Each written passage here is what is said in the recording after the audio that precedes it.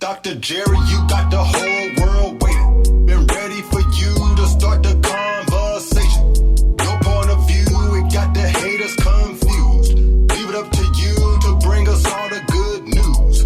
Positive vibes and the sex appeal too. Dr. Andre Jerry, can I get an interview? Hello, everybody, and thank you for tuning in to Live with Dr. Andre. You know, tonight's a special milestone for our show because we're embarking on our 22nd episode, and tonight marks our third consecutive year in broadcasting. So special thanks to all of you, our loyal listeners and supporters of the show.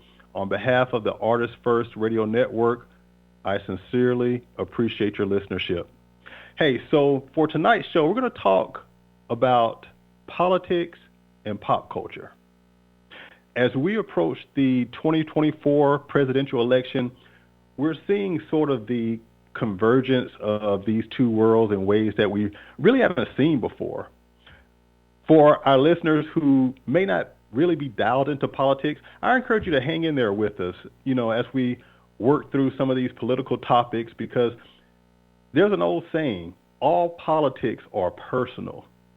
And with landmark cases like Roe v. Wade being overturned, the Supreme Court granting absolute immunity from criminal prosecution for former presidents, not to mention the dystopian agenda for the future that our country is facing from this Project 25. Just those three things that I mentioned have or could potentially have a tremendous negative impact to your life and the liberties that we currently enjoy. I'll be honest with you guys, you know, for a few years, I had completely disconnected from politics. After Trump won against Hillary, and, you know, by the way, I'm not completely sold on the legitimacy of that election. But anyway, that's another topic. After Trump won, I was just like, you know, whatever. You know, you guys have fun. I guess I was in such a state of euphoria and I guess this sense of security during those 8 years Obama was president that I didn't really notice that there was this underbelly of discontent and racism and white nationalism and hatred. I didn't realize all of that was kind of quietly metastasizing throughout our country. You know, so while the majority of us were celebrating the forward momentum of the country and this kind of progressive trajectory that we were on in America, there was this silent minority that was just seething. And once Trump emerged as a presidential candidate, he gave a voice and a platform to that silent minority.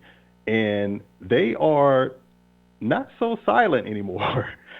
You know, they've become this loud, obnoxious, ignorant minority who have just, quite frankly, have become a really dangerous segment of our society. You know, so after Trump won and took the reins of the Republican Party, he just took over the Republican Party. I don't even know. It's not even a Republican Party anymore. But once Trump took over the Republican Party in the country, there was just too much hatred and division going on. You started to see an uptick in protest, all types of demonstrations. Civil unrest was out of control. Hate crimes were going through the roof, just crimes in general. And, you know, then COVID happened, and my mom died from COVID back in 2020.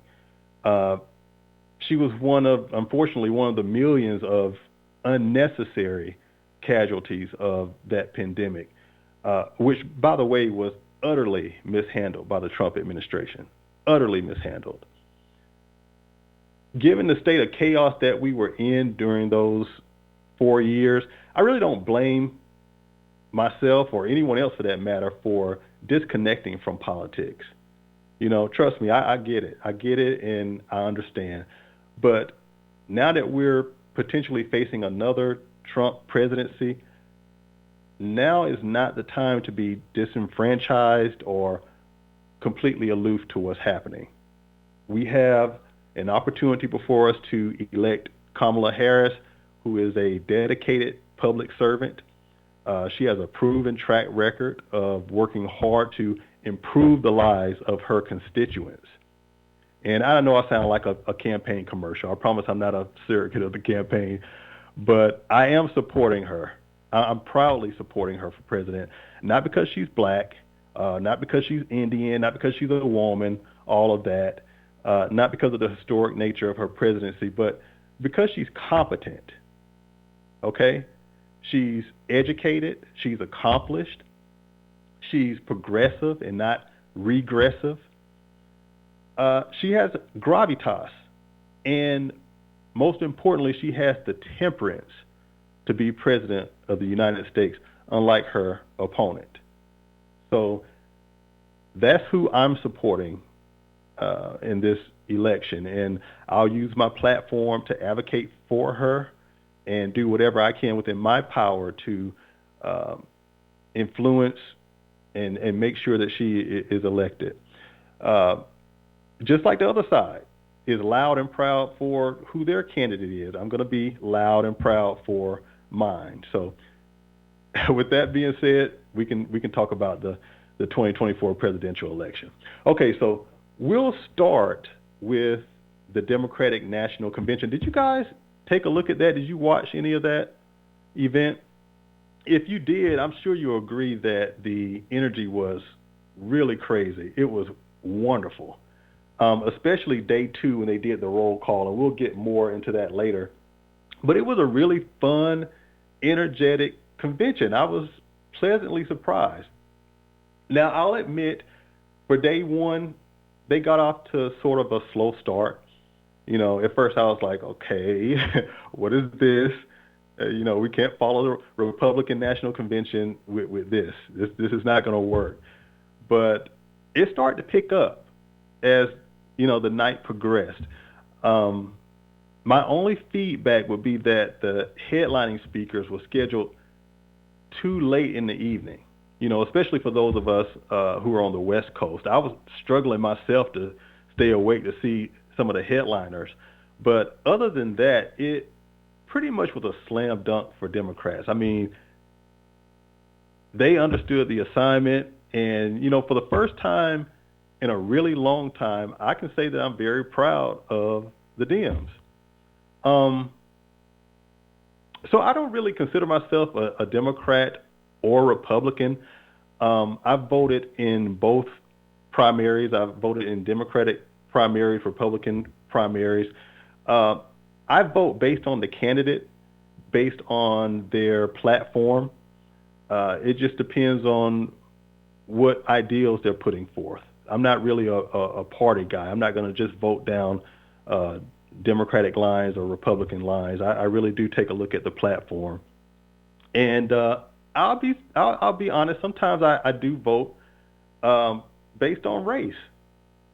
A lot of people won't admit that. I will sometimes just vote based on race. We had a local election not too long ago in Warner Robins, and I voted for a candidate solely based on their race. The other people do it. Other races do it, whether it's an Asian candidate or a white candidate, Latina candidate.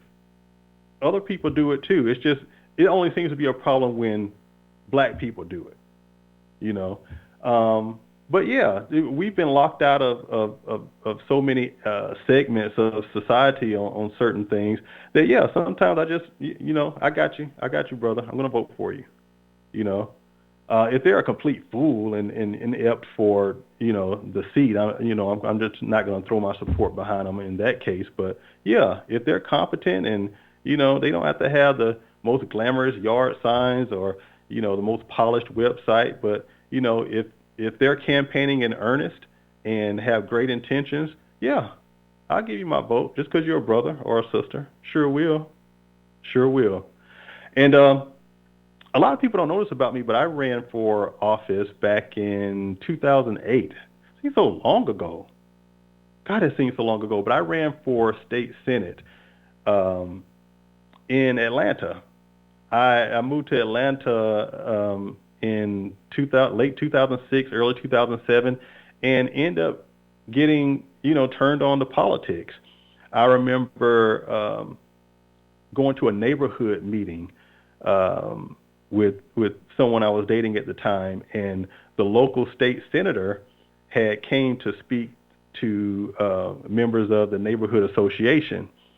And when she spoke to the neighborhood association, which mostly was comprised of black and brown people, I remember, and this was an older white lady, I remember her being so condescending in her approach, and it turned me off, and I was really offended by it. She was all like, yeah, I just came down here to speak to y'all and see what y'all need from me, and just to show my face. It was just very condescending. And I'm like, who is this lady? And they were like, that's our state senator. And I was like, well, why does she represent a majority black district? And, the response that I got was that no one ever runs against her. And I was like, why is that? And, no one really had an answer for it. And so being the maverick that I am and the daredevil that I am, I said, well, I'll run against her. And mind you, at this time, I knew nothing about politics. I didn't know about the qualifications about, you have to live in the district for, a certain number of years and, this and that. So at that point, I met most of the qualifications, but I had pretty much made up in my mind that I'm going to challenge this lady.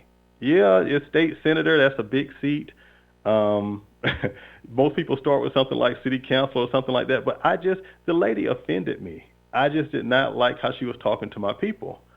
And so it was almost like a protest campaign, and thankfully the person I was dating at the time was a political consultant and had run for office themselves and had a lot of experience and was able to kind of help me to hit the ground running, put me in front of the people that I needed to be put in front of, make sure I met all the qualifications, made sure that my candidacy was legitimate and not written off as some haphazard mess.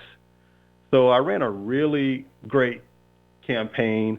I didn't have a lot of funding. I pretty much used my own money that I had saved up, and I bought my own yard signs and what have you. And it was a respectable campaign. I got my ass beat, more so from a lack of money. It takes a lot of money to run for office, and taking $10,000 or $15,000 out of your savings is not going to cut it when you're trying to run for a huge state senate district. And so I did respectable in my numbers, though. I remember getting 33% of the vote, which is huge. It was huge for a first-time candidate running in a huge state senate district in the heart of Atlanta, by the way. And mind you, at this time, you're looking at someone who was very shy, was not comfortable in front of an audience. I had a fear of public speaking, and so I really had to come out of my shell to run for that seat and to put myself and offer myself for public office. So looking back, it was a great experience. It taught me a lot about politics. It taught me a lot about myself. It taught me a lot about the inner workings of the Democratic Party, the Republican Party. Back then, the Democrats weren't very nice to me. It was a different party. They weren't very inclusive or welcoming to young people. They didn't take kindly of someone just coming out the blue, young man. I was 28 at the time, running for a strongly entrenched incumbent that had been in politics for 30 plus years. They were offended by my candidacy. So I was not embraced and welcomed like, oh, yes, look at this young black man coming through the gate and he's involved in politics. It wasn't like that at all. It was like, who do you think you are? And where did you come from again? It was that type of treatment. So no, I was not welcome at all. Now the district, my constituents, they loved me. I learned about retail politics, going door to door, meeting voters, going to different events. I learned a lot about that aspect of campaigning, but in terms of the inner workings of the Democratic Party, they were not welcoming at the time. So it kind of gave me a bad taste in my mouth where Democrats are or were concerned. And I remember when I ended that campaign, I was disenchanted with not politics. I kind of had fallen in love with politics to some degree, but I was disenchanted with the Democratic Party because of their treatment of me. And so it's really refreshing to see this sort of new Democratic Party that's emerging, that's more embracive of the younger generation. So I'm happy to see that. Back to the Democratic National Convention. So day one of the DNC featured a lot of great speeches from key Democratic figures like AOC, which of course is Alexandria Ocasio-Cortez. This was her first DNC appearance, and keep in mind she was someone that was elected to Congress back in 2019. So if you think about what that means, despite having the national profile that she had and the popularity, she was either not invited or not considered as a speaker in the last DNC that we had where Biden was nominated. And, some may argue that it was, too soon in her political career, or that she hadn't paid her dues, so to speak. But if you think about the message that sent to young Democratic voters and young political upstarts, it sends a message that, hey, we don't value you. It sends a message that your voices are not really important enough to make you a centerpiece of our platform or a centerpiece of our policies or even a centerpiece of our convention.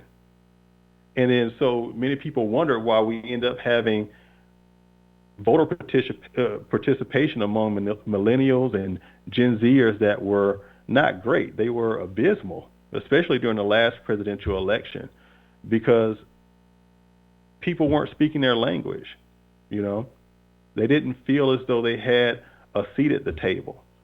And for those of us like myself, like AOC, like Jasmine Crockett, who we'll talk about later, we demanded a seat at the table for our party and in our party. And we were oftentimes treated with contempt from the very people that should have been more welcoming to us.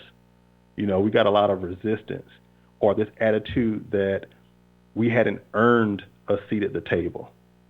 You remember how I told you they treated me when I was a candidate. So there was a lot of us in my generation, Gen X, who were like, look, okay, I get it. I'm not 100 years old. I haven't held office for 20 and 30 years, but that doesn't mean that I can't participate in this democracy. And so, a lot of us made an impact and left our own imprint in politics as candidates, as staffers, as consultants, advisors, and pundits. And so now I'm really proud to see how subsequent generations, God, I'm starting to sound so old, but I'm really proud to see how subsequent generations have kind of picked up the mantle and have demanded their place in our democracy.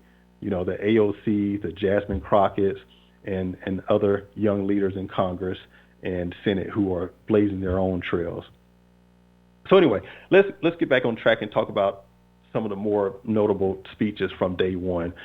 So like I mentioned earlier, AOC, she gave a really fiery speech where she talked about her story of growing up middle class in New York and working as a waitress and bartender to support herself through school.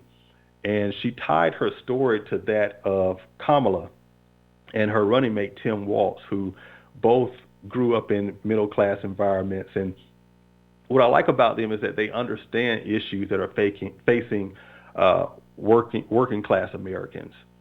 And one of my favorite lines from AOC's speech was when she talked about her Republican counterparts in Congress and how some of them ridiculed her over the years and saying stuff like, oh, you need to go back to bartending, insinuating that she was somewhat out of her depth as a legislator. And her reply, and I loved her reply in that speech was, you know what, I'd be happy to, because there's nothing wrong with working for a living. I just love that. I thought that was the perfect retort, because it was such a nasty remark to a young single woman who had the dedication and the drive to pursue her degree full time while working a part-time job in the service industry, which, by the way, is not an easy profession, and not in the state of New York either, And on top of that, what I like about AOC is that this young lady, she had the balls and the ingenuity to run a successful campaign for Congress, and she defeated a 10-term incumbent. So the audacity of her colleagues, some of them, to try to make her feel unworthy of being a congressman or making comments like go back to bartending. Like there's something wrong with being a bartender or working in the service industry. I just found that offensive, and a lot of people did. Funny fact about me, I used to want to be a bartender back in the day. I even went to bartending school. This was years and years ago. I always wanted to be a bartender, knowing that I didn't have really the personality for it. You have to be sort of, outgoing and vibrant, and I can certainly be that, but it's not my default personality. I'm more of an introvert. But I remember going to bartending school, and one of the things that held me up was that I can do it expertly now, but I could not open a bottle of wine using the old-fashioned corkscrew. I could not do it. I could not do it to save my life. And so I didn't fare well in bartending school, but it was a great experience. A lot of people don't know this about me, too. I was a delivery driver for Jason's Deli when I was in grad school. That's how I kind of worked my way through college and earning extra money. And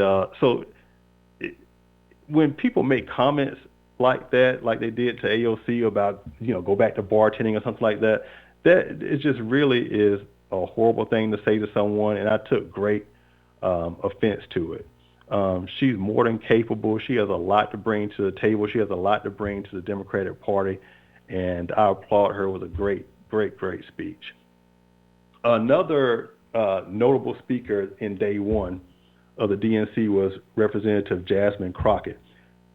Now, if you don't know that name by now, I don't know where have you been. She's been on all types of clips online, on YouTube, TikTok, Instagram. She's been on Jimmy Kimmel, The View, all of the cable news networks, in large part due to her reputation of relentlessly calling out her Republican colleagues for hypocrisy and just overall foolishness from the Republicans. But most famously, she's known for coining the phrase that we all know now, beach, blonde, bad-built butch body. She coined that phrase, and it went viral earlier this year, and it has generated actually a huge amount of profits in merchandising and in licensing, which, by the way, is not going into her pockets. She's using the proceeds from the merchandise and from the licensing to fund other Democratic candidates that are running in these down ballot races at the state and local level. And so I just love that. Yeah, she made that jab at Marjorie Taylor Greene, who I can't believe represents my home state. I can't believe we elected her. But I appreciate that Representative Crockett had the business acumen to quickly obtain the intellectual property rights for that phrase and then turn around and leverage it as a monetary asset. I love that about her. Um, that was so something I would have done. But Jasmine Crockett gave a really, really heartfelt speech that connected with a lot of people. It connected with the audience at the DNC. It connected with me, and it gave a glimpse into Kamala Harris's sense of compassion and empathy. She told this story about how when she was first elected to Congress, she felt as though she hadn't made the right decision. She didn't feel like she belonged. She felt somewhat lost in what was at the time a very chaotic and divided Congress. And she had just won her congressional seat. And, of course, as a new member of Congress, you just won your seat. You should be exuberant. You should be, on top of the world. But Kamala saw her and could tell that something was off. So Kamala pulled her aside and asked her, "What's wrong?" And you know how it is when you're kind of going through something internally and everyone thinks you're okay, but you're really not. When someone sees you and hits you with that, "What's wrong?" and if that question hits you at the right moment, those walls are going to come down and you're going to cry and you're going to just break down. And that's what happened with Jasmine Crockett that day with Kamala. And in that moment, Kamala gave her the reassurance and the encouragement that she desperately needed at that time. So it was really touching to hear Jasmine recount the story about how the most powerful woman in the world listened to her story and wiped her tears and reassured her that she was right where she was supposed to be. And shortly after that, Jasmine Crockett did her thing. She went viral for the first of many times, and she's secured her slot within the Democratic Party as a force, So for me, that was the highlight of her speech, her DNC speech, sharing that story. And she also stayed on brand as well, and she took some jabs here and there at Donald Trump and ridiculed him a bit, calling him a career criminal and juxtaposing his candidacy to that of a Kamala Harris, who is a career prosecutor. So it was good stuff. That was definitely a highlight. Senator Raphael Warnock also delivered a very passionate speech. He focused mostly on the need for unity. And, he's a very likable politician. It's hard to genuinely like most politicians because they, can be so full of it. But Senator Warnock is a Georgia boy like me. I can also relate to him as a black man, growing up in the South, and he just comes across like a normal guy. He speaks very plainly, yet, poignantly. He knows how to get his message across. And most importantly, he knows when to get the hell off the stage. And that's a very important concept for a politician to learn. Trust me. And he also just kind of seems like the guy who would pull over on the highway and help you to change a flat tire. He seems like that type of guy. But his speech was really good. It was very Martin Luther King-esque. He's not really the type to throw jabs and little insults, but he's very genteel and very gentlemanly, But overall, his speech was definitely a highlight for sure. Now, the headliner for day one of the DNC was definitely Hillary Clinton. And I'll admit I was very excited to hear Hillary's speech, for a couple of reasons. Of course, you got the historic nature of Kamala's campaign. And Hillary is someone who put the biggest crack in the glass ceiling. with her historic candidacy. Ultimately, of course, she didn't win. Trump beat her. But I just kind of wanted to see Hillary's reaction to what was happening. I mean, imagine how she felt. You know, she was the first woman to really make serious inroads in becoming the first woman elected president. And I know she wanted that for her almost entire life, I'm sure. And to come so close but not get it, and to lose to somebody like Donald Trump, who just has no substance, no real grasp of the issues, not a statesman at all, that had to hurt her. And then to see someone like Kamala come through and kind of finish the work that I just want to see how she would react to that. Like, would she be kind of salty behind it, or was this really a true, authentic endorsement? Was she really happy for Kamala? And, from everything that I saw from Hillary, she was really proud to be a part of this moment. Of course, she wished that she could have been the one that broken through, but I think she's done enough reflection and done enough of the work to understand that, it wasn't meant for me to be the one. But I think she understands now that she played a significant role in ushering the way for a Kamala Harris. And so that's what came through in her speech for me. I was really kind of blown away by just her approach to that. And her speech really was a nod to all the women who supported her. And it was like look, we all need to get in line. We need to get behind Kamala. I wasn't the one to do it, but we have an opportunity before us, and we got to do what we need to do to make sure that we get her in this seat. There's too much at stake.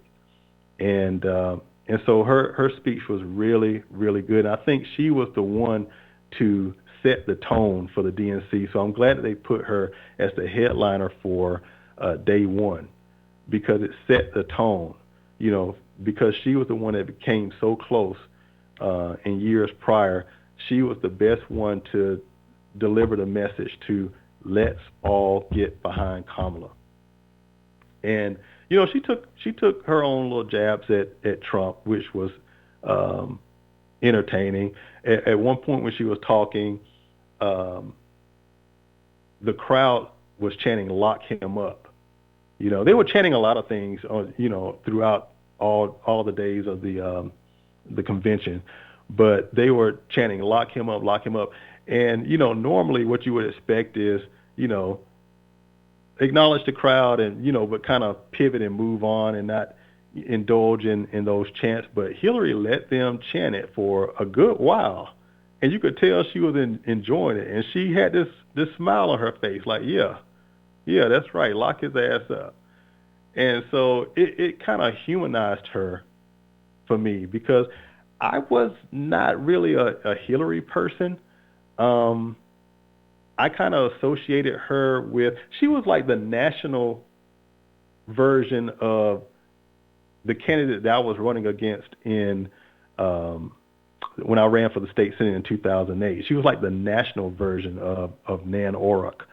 And so she represented for me the old guard of the Democratic Party, the old guard that did not welcome younger, exuberant, energetic candidates that wanted to participate in the process. That's what she represented for me. And so I didn't support her when she and Barack were running for the presidency back in 2008. I supported Barack. And I supported Barack because I identify with him. And I thought he was the better candidate, and I thought that he was what we needed at that time. And so, yeah, I wasn't a Hillary person. Now, I did support her, albeit not enthusiastically, but I did support her against Trump because there was just nothing there for Trump. He was an entertainer. And I'm a person that responds to substance, and there was just nothing there. So I won't say reluctantly, but I definitely supported Hillary in that election. I wish she could have pulled through, but it just, for whatever reason, we needed to go through a Trump presidency. But anyway, but like I said, Hillary didn't disappoint in her speech at the DNC, and she reminded all of us about what's at stake in this election. I think, like I said, she was the perfect closer, and she set the tone for the entire rest of the convention. So lastly, for the first day of the DNC, we had Joe and Jill Biden. And they pretty much closed the night with what was really an emotional farewell speech that focused on Biden's legacy, rightfully so. And it ended with sort of this heartfelt call to action for every one of us to emphasize hope and not fall into negativity, to emphasize resilience in the face of this political division that we are facing in this country right now. It's time for it to end. It really is. We've been the divided states of America for too many years now, and I think it's time that we finally close this chapter, cancel this reality show that's called Donald Trump, and just move our country in a more inclusive, progressive direction. And that's forward. So listen, on that note, we're going to take a quick commercial break. But please don't go anywhere. When we come back, we're going to discuss more of the DNC highlights and also what we can expect from the upcoming presidential debate on ABC, and then also the vice presidential debate on CBS. We'll also touch on the role of celebrities in shaping our political discourse. So stay tuned to Live with Dr. Andre Jerry. We'll be right back.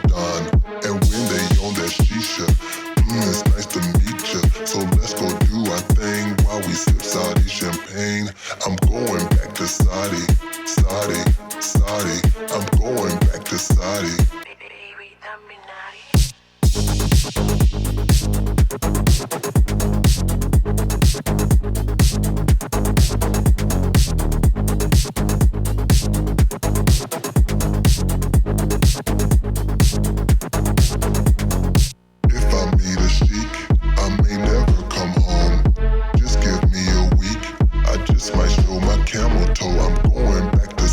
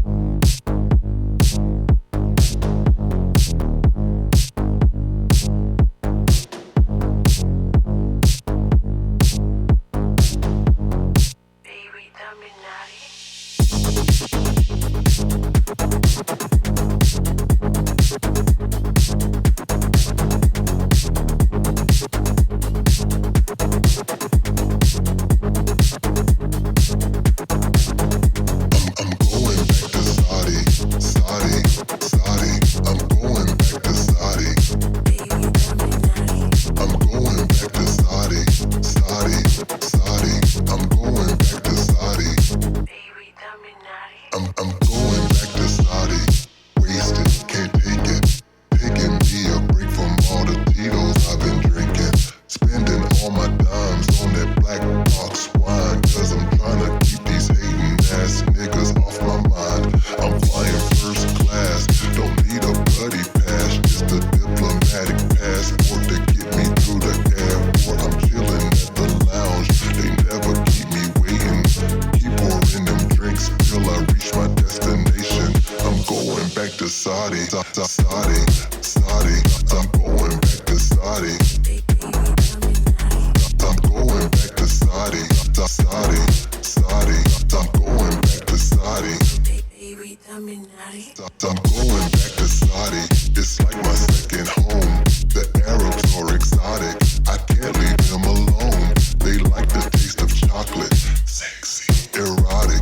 And if you like the finer things than money, ain't no object. I'm going back to Saudi, Saudi, Saudi. I'm going back to Saudi. Baby, dominati.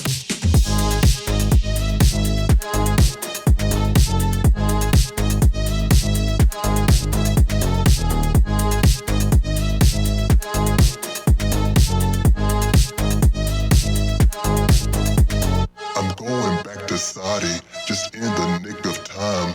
I'll party with the Saudis at the end of Ramadan.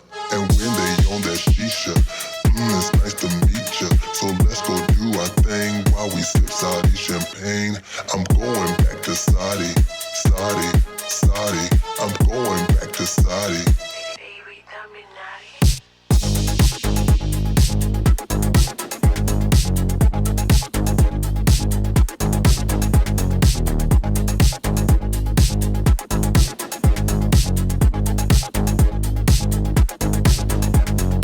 If I meet a sheik, I may never come home. Just give me a week, I just might show my camel toe. I'm going back to Saudi, Saudi, Saudi. I'm going back to Saudi. Baby, dominati. I'm going back to Saudi, Saudi, Saudi. I'm going back to Saudi. Baby, dominati. You're back live with Dr. Andre Jerry. Hey everybody, welcome back to Live with Dr. Andre Jerry. Thank you so much for sticking with us through the break. Oh God, just listening to that song again makes me kind of want to go back to Saudi. I really do. But anyway, listen, shout out to my friend Reginald Bullock, by the way, who told me he loved that song. But anyway, listen, if you're just joining us, tonight's show is about politics and the 2024 election. And before the break, we talked about some of the highlights from day one of the DNC. And I just wanted to take a moment to congratulate the DNC leadership and everyone who was involved in this year's Democratic National Convention. It was like a 4-day block party in Chicago. It really was. It was inclusive. It was entertaining. It met the moment for the culture. And most importantly, it embraced young people and it unified the party, which I'm particularly proud of. Like I said, my biggest issue with the Democratic Party in previous election cycles and in previous years is that it seemed to really resent youth and energy, and they used to eat their own. They were very cannibalistic. And that always frustrated me because, the Republicans on the flip side, you can say whatever you want about them. They are unified. I don't care if the person at the top of a ticket is a child molester or fool or whatever. They will all unite behind that fool. And they will turn the other way to whatever, errors or whatever is going on with the other person. And I was just so frustrated. I'm like, why can't the Democrats do the same? We give each other more hell than, the Republicans do. That always used to frustrate me. So it was really refreshing to really see the unity at this Democratic National Convention. And it also was great to see the Democratic Party reclaim patriotism.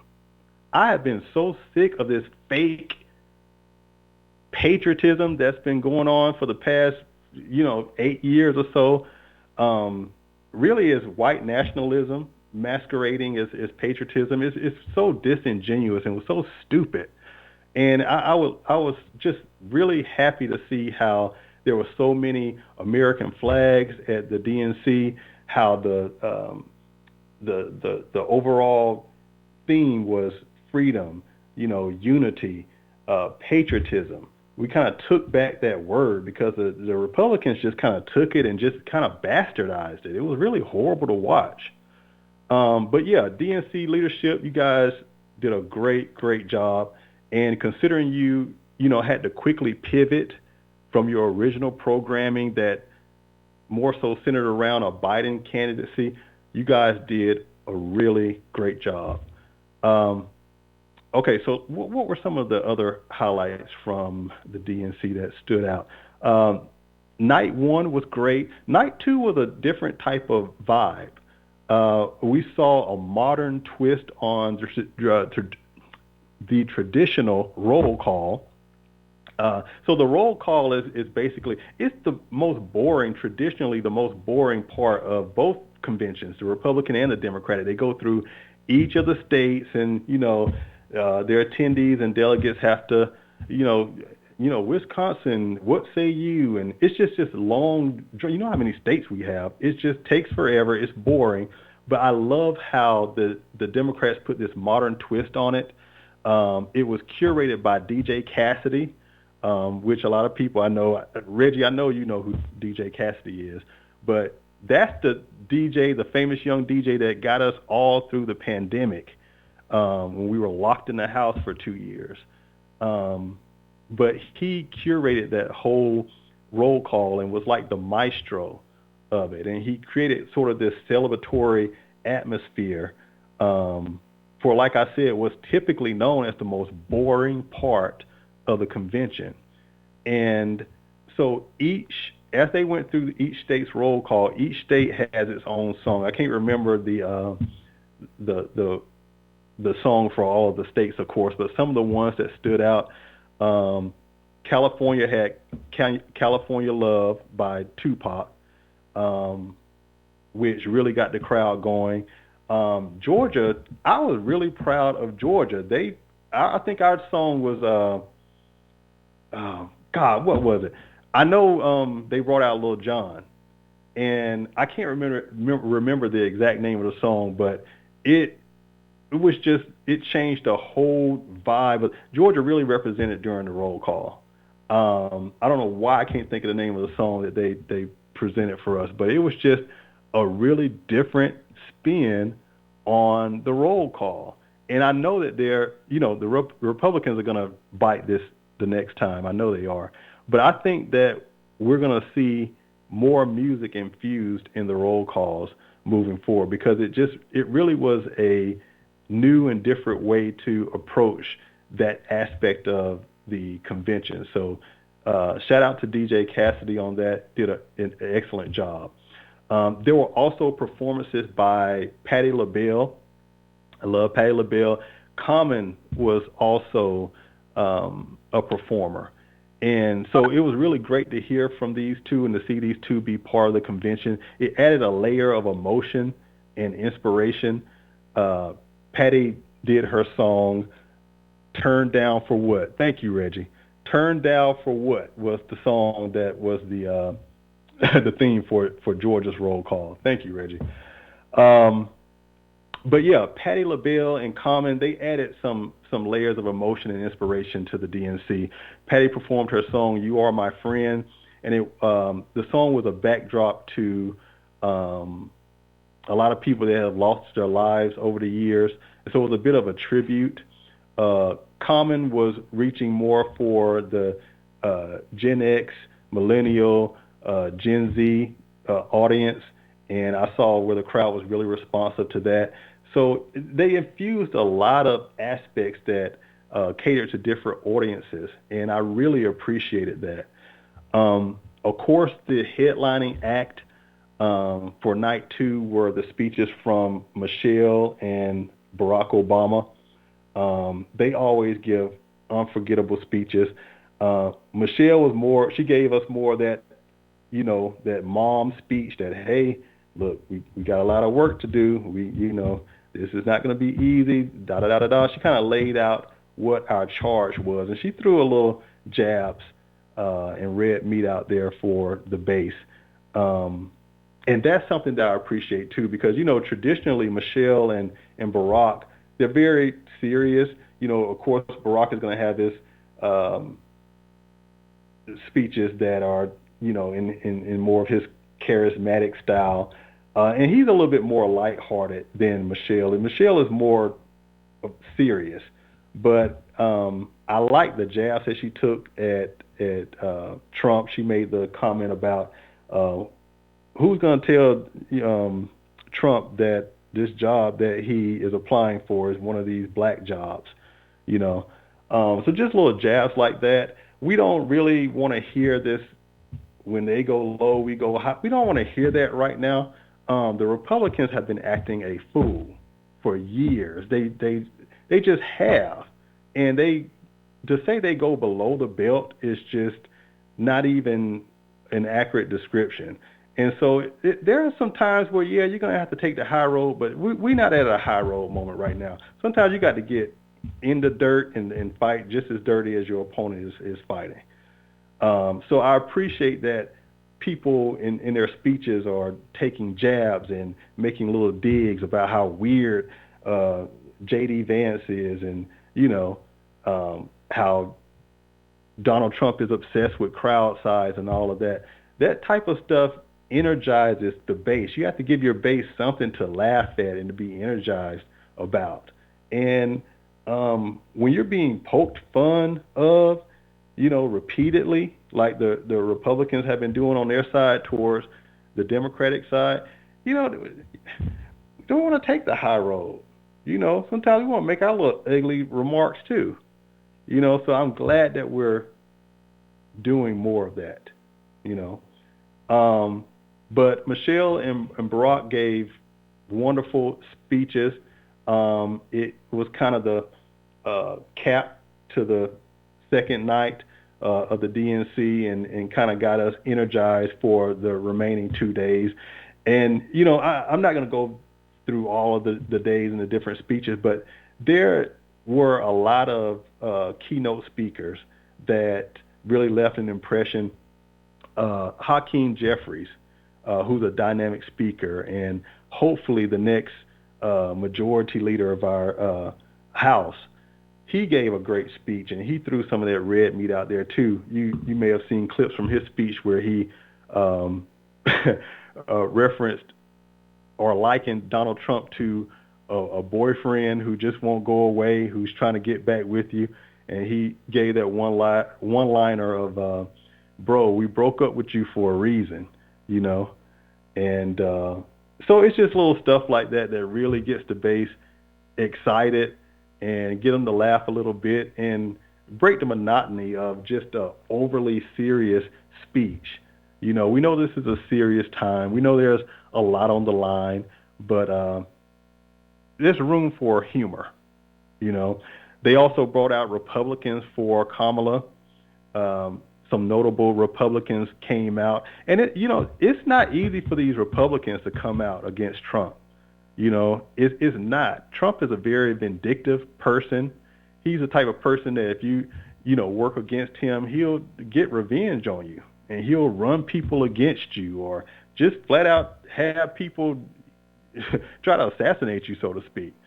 So it's not a simple thing for some of these Republicans that have been vocal and to come out for Kamala. That's really a big deal. It shouldn't be. But in today's political climate, I really do applaud those people. What else was a highlight? They had the retired U.S. Capitol Police officer come out. I can't remember. Sergeant Gono, Ankilino Gono. He came out and gave a compelling speech. The parents of one of the hostages that are being held by this Hamas in Gaza, they came out and gave a really emotional speech and gave us a powerful reminder that this issue of Gaza and this whole thing that's going on out there. It's not a political issue. There are real people, real humans, real lives that are impacted by that. And it's unfortunate to view it in a political issue when it's really a humanitarian issue. Even myself, it was educational for me because I was of the mind of, what do we care what's going on over there? We got our own problems. We got our own shit we need to figure out in this country. So, I'm not so hung up on what's going on in Ukraine and Hamas, but I could really appreciate those parents of that hostage speaking, because it reminded me and reminded all of us that there's a human and a humanitarian aspect to these conflicts that are abroad. It's not as simple as saying, oh, that's not our business, so it's always good to have those types of reminders. Bill Clinton gave a great speech. He's getting older. He's getting up there. He's not as old as Trump, but he's gotten older. He's still a great, eloquent speaker, but he got his point across. He injected humor. Oprah even came out, and many people weren't expecting her to make a formal endorsement, rather, but she came out and gave a motivational call to action, and just heavy hitters. I love how the Democratic Party has used celebrities to weigh in and give their opinion and endorsement of Kamala. Some of that stuff really makes a difference. Senator Elizabeth Warren came out. She got a very, very long standing ovation and warm greeting. I think because of all of the work she's been doing in advocacy for student loan debt cancellation.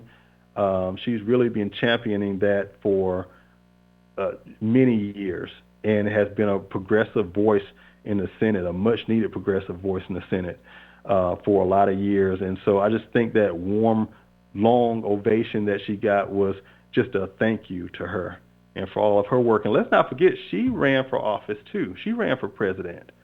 And, her candidacy didn't go too far. And Trump beat her down with all types of jokes, calling her Pocahontas and stuff like that. Just a bully. Trump is a bully, so it's unfortunate that we have someone like that at the top of a ticket and offering themselves for president. I just can't stand by that type of stuff. So I'm very excited to support Kamala Harris. And like I said, yes, it's historic, but there's just too much at stake to get caught up in personalities and all this other stuff that distracts us. Oh goodness, we're coming up on the end of the hour. Guys, I really have enjoyed this conversation. I didn't touch on everything that I kind of wanted to peel back on in terms of politics, but I think it was a great discussion. And I hope you enjoyed it. I hope you took something positive away from it and perhaps learned something that you didn't know before. Like I always say, it's always my intention to leave you guys more informed than when you came. So, we're going to close tonight's episode, but remember that more so than ever, all politics are personal. Like I said, we have a lot at stake here, and now is not the time to be distracted or disengaged or disenfranchised. And if you're currently not registered and you would like to register to vote in the 2024 presidential election, there's plenty of time to get registered. Register online at vote.gov. That's vote.gov. Okay, you can also register by mail and in person if you want to at your local election office. So that's it for tonight. Be sure to join us for our next episode of Live with Dr. Andre, which of course airs every fourth Wednesday at 8 p.m. Eastern, exclusively on the Artist First Radio Network. Thanks for tuning in, and good night.